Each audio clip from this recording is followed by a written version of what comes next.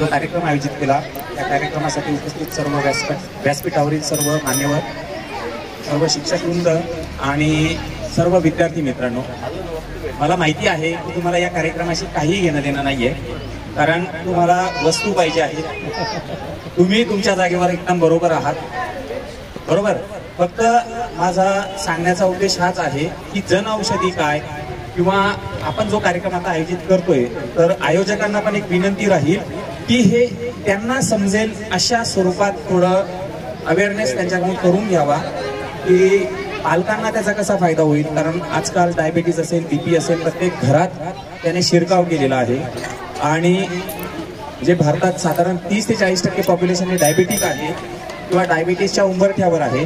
तर अशा पॉप्युलेशनसाठी, अशा लोकांसाठी आपल्याला औषधी या गरजेच्या असतात डायबिटीज किंवा बीपी कंट्रोल करण्यासाठी.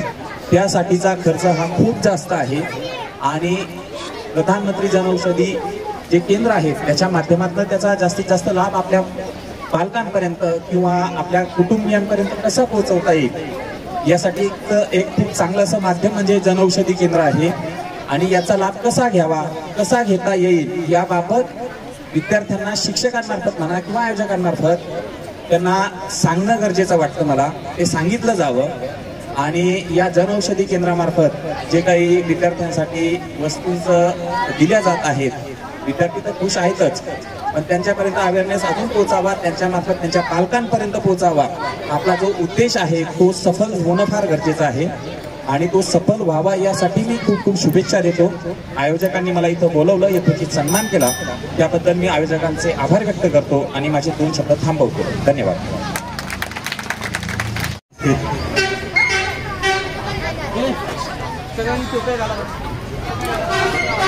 प्रधानमंत्री भारतीय जनऔषधी परियोजना हे नोडल अधिकारी शिवम पाटील, मुख्याध्यापक सर, मुख्याध्यापिका मदिनी मॅडम, मगरे सर, वाघ सर, तसेच जितेंद्र, विनय जाधव, आवाज येतोय का?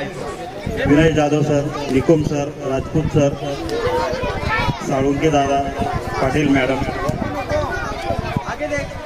आजच्या या प्रधानमंत्री भारतीय जनऔषधी परियोजना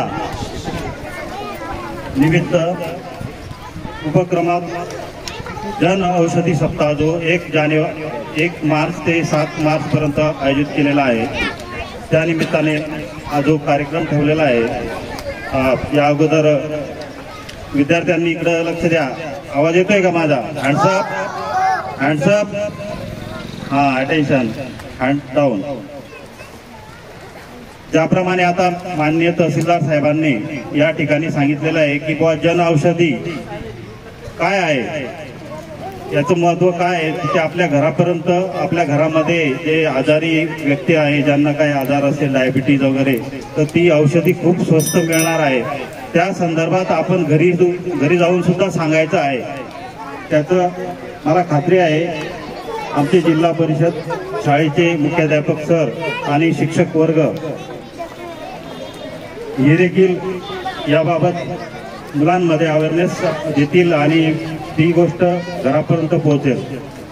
आता विद्यार्थ्यांना मी एक सांगू इच्छितो, आपलं शालेय शैक्षणिक जीवन हे खूप सुंदर असतं.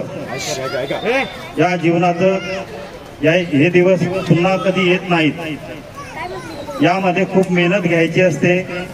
मेहनतीने आपण विविध क्षेत्रामध्ये, विविध ठिकाणी वेगवेगळ्या जॉबवर जाऊन आपल्या शाळेचे, आपल्या आईवडिलांचे, आपले गुरुजनांचे, आपले शिक्षकांचे नाव लौकिक करायचे असते. तर सर्वजण तयार आहात का मेहनत घ्यायला? सर्वांनी खूप अभ्यास करायचा आहे. मोबाईल, टीव्ही अशा वेगवेगळ्या गोष्टींचं या वयामध्ये आपल्या अज्ञानामुळे किंवा आपल्याला काही गोष्टी कळत नसल्यामुळं आपलं अट्रॅक्शन त्याकडे जास्त जातं आणि आपले आपले हे खूप महत्त्वाचे दिवस असतात, ते आपण व्यर्थ घालतो आणि आपल्या जीवनामध्ये जे आपल्याला यशस्वी जीवन घडवायचं असतं ते घडू शकत नाही. त्याकरता खूप मेहनत घ्यायची असते आणि आपल्या आईवडिलांचे नाव मोठे करायचे, शाळेचे नाव मोठे करायचे. दुसरी गोष्ट, अभ्यासासोबत आता आजच्या या कार्यक्रमानिमित्त नोटबुक्स आणि पेन वाटप झालेले आहे. त्यासोबत आपल्याला एक चेंडू दिलेला आहे, चेंडू बॉल. म्हणजे आपल्या अंगामध्ये पूर्ण कौशल्य पाहिजे, शारीरिक आणि बौद्धिक मानसिक या गोष्टी देखील झाल्या पाहिजे. म्हणून आपण खेळाकडे ज्याप्रमाणे सिद्धीने 100 मीटर मध्ये प्रथम क्रमांक पटकावून आपल्या शाळेचे नाव लौकिक केलेलं आहे, तिचं खूप खूप अभिनंदन करतो. आणि त्याचप्रमाणे आपण देखील मैदानी खेळात जास्तीत जास्त जसं कबड्डी, खो खो, फुटबॉल, हॉकी अशा विविध खेळांमध्ये प्रावीण्य मिळवून शाळेचं आणि आपलं नाव लौकिक करायचं आहे. खेळामध्ये देखील आपण पुढे गेल्यानंतर आपल्याला चांगलं प्रावीण्य मिळाल्यानंतर विविध क्षेत्रामध्ये त्यासाठी आरक्षण शासनाने दिलेलं आहे, त्याचा देखील आपण लाभ घेऊ शकतो. त्याकरता सर्व गोष्टींमध्ये परिपूर्ण व्हाल अशा मी तुम्हाला सर्वांना शुभेच्छा देतो. मी 1 वर्षापूर्वी या शाळेमध्ये आलो होतो आणि आज आलो. या मध्ये देखील मी अधूनमधून चक्कर मारत असतो, परंतु या शाळेमध्ये आपले मुख्याध्यापक सर, पूर्ण शिक्षक वर्ग यांनी खूप खूप मेहनत घेऊन शाळेचा म्हणजे पूर्ण चित्रच बदलून टाकलेलं आहे. त्यांचे खूप कौतुक करावेसे वाटते. शाळेच्या आवारामध्ये झाडे, रंगरंगोटी, त्याप्रमाणे मुलांना आकर्षण होईल असं चित्रण बाहेर. त्याचप्रमाणे आपले जे विद्यार्थी आहेत हे खूप गोर गरीब आणि कष्टाळू आहेत. त्यांचे आई वडील हे जाणून त्यांच्या गरजा ओळखून त्यांच्या स्वतःच्या पगारातून काही विद्यार्थ्यांना त्यांनी मदत देखील केलेली आहे, हे मला चांगल्या प्रकारे माहिती आहे. त्यांचं खूप खूप कौतुक करतो. या सरांनी मगाशी सूचना दिलेली आहे की या ठिकाणी विद्यार्थ्यांना अशा प्रकारची जे काही बोलता येणार नाही बुवा अशा गोष्टी कराव्या लागतात, तर त्याकडे खरोखर मी गांभीर्याने लक्ष देईन आणि आपली अडचण पूर्णपणे दूर करेल याची मी तुम्हाला ग्वाही देतो. आज या ठिकाणी मला आमंत्रित करून कार्यक्रमासाठी उपस्थित राहण्याची संधी दिली आणि 2 शब्द बोलण्याची संधी दिली, त्यासाठी मी आपले सर्वप्रथम मी आपले पत्रकार बंधूंचे नाव विसरून गेलो होतो, त्यांचं देखील मी या ठिकाणी आभार व्यक्त करतो. आणि सर्वांनी मला जे आपले नोडल अधिकारी सर आणि शाळेने जे आमंत्रित करून मला या ठिकाणी संधी दिली त्याबद्दल खूप आभार, धन्यवाद. जय हिंद, जय महाराष्ट्र. 3 मार्च 2025 मराठी स्कूल में हमने जन औषधि का जो तीसरा डे है, जिसमें बाल मित्र डे सेलिब्रेशन किया जाने वाला था, उसका प्रारंभ करके शुरुआत की है. और उस प्रोग्राम को हमारे गांव के तहसीलदार साहेब, नायब तहसीलदार साहेब, उसके साथ साथ PI साहेब, उसके साथ में जीतू भुसे साहेब, उसके बाद में हमारे स्कूल के सारे कर्मचारी स्टाफ जैसे कि वाघ सर हो गए, मगरे सर हो गए और सारे पाटिल मैडम हैं जिन्होंने हमें, शिंदे मैडम है, इन्होंने बहुत सारा सपोर्ट किया है. और प्रोग्राम को अच्छी तरीके से बच्चों को बलून्स दे के स्कूल का नोटबुक, पेन का डिस्ट्रीब्यूशन करके प्रोग्राम को फिनिश किया है. Thank you so much. आज मराठी जिल्हा परिषद शाळा द्याने येथे मोदीजी साहेब यांच्या जन औषधीचा प्रोग्राम 1 मार्च ते 7 मार्च असा जो प्रोग्राम आखण्यात आला होता. ती मराठी शाळेमध्ये द्यानेमध्ये आल्यानंतर सर्व विद्यार्थ्यांना त्या महत्त्व त्याच्यात सांगण्यात आलं की मोदीजींचं जे स्वप्न आहे की गरीब कुटुंबापर्यंत ते जे औषधाचा उपचार त्यांना मिळेल व कोणताही व्यक्ती बिगर औषधी गोळीचा वारला नाही पाहिजे, त्यासाठी मोदीजी साहेबांनी केलेली ही जन औषधी ही स्कीम आहे, ही पूर्ण भारतामध्ये सुरू केलेली आहे. त्याचा प्रचार हा शिवम पाटील हे अत्यंत म्हणजे जसं म्हणतात की पहिलीच्या विद्यार्थ्याला तर ग्रॅज्युएशन पर्यंतच्या विद्यार्थ्याला जसं न्यायचं काम असतं, तसं शिवम पाटील हे आपल्या भागातून प्रत्येक गावात जाऊन प्रत्येक या जनऔषधीचा ते प्रचार करतायत. जनऔषधीचे फायदे काय आहे ते विद्यार्थ्यांना सांगितले जात आहेत. मालेगावात जवळजवळ आता 5-6 मेडिकल त्यांनी ओपनिंग केलेली आहे. त्याचबरोबर मी आज ज्या मराठी शाळेत आलो, जिल्हा परिषदची शाळा, तर त्या विद्यार्थ्यांना बघितलं, लक्ष-मध्ये ते संख्या पटापट वाचून सांगत होते. ते आमचे मगर सर, त्यांचा वर्ग होता. त्याचबरोबर ते इंग्लिशमध्ये सुद्धा कोणत्याही पानावरचं कोणतेही पुस्तक काढल्यानंतर ते काही क्षणात उत्तर देत होते. मला काही वेळ तर असं वाटलं की मी इंग्लिश मीडियममध्ये शाळेत तर नाही आलोय, परंतु नंतर मी बघितलं की ही मराठी शाळा आहे.